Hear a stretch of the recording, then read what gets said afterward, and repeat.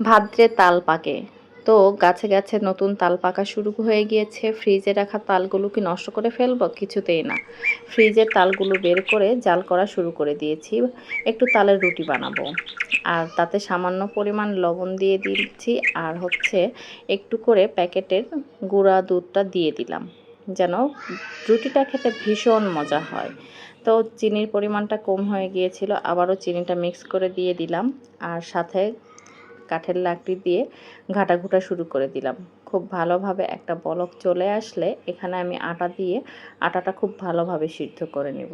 কিছুটা নারকেল কোড়ানো দিয়ে দিলাম, যেন দাঁতে নারকেল কোড়া পড়লে খেতে ভীষণ ভালো লাগে।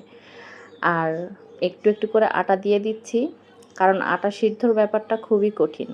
এই আটা সিদ্ধটা পারফেক্টলি না হলে না কোনো কিছুই ঠিকঠাক হতে চায় না। তাই আটাটা খুব সুন্দর করে অল্প তাপে সিদ্ধ করে নিচ্ছি। তো সিদ্ধ শেষ, এক পর্যায়ে আটার খামিরটা আমি তৈরি করে নিয়েছি। এই যে খুব সুন্দরভাবে খামিরটা তৈরি হয়েছে।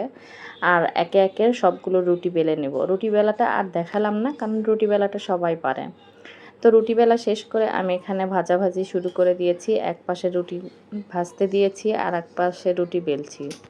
তালের এই রুটিটা কিছুটা মোটা করে বেলতে হয়, তাহলে খেতে বেশ মজা লাগে। আর এই গরম গরমটা খাওয়ার চেয়ে পরের দিন যখন বাসি হয়ে যায়, তাহলে তালের রুটিটা খেতে বেশি মজা লাগে।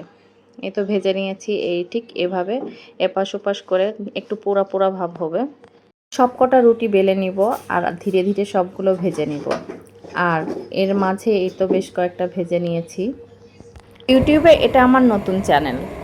যদি আমার ভিডিওগুলো তোমাদের দেখতে ভালো লাগে, তাহলে অবশ্যই আমার ভিডিওটি দেখবে, কমেন্ট করবে এবং আমার চ্যানেলটি সাবস্ক্রাইব করে আমাকে সামনে এগিয়ে যেতে সবাই সাহায্য করবে। ভালো থেকো আর এভাবে তালের রুটি বানিয়ে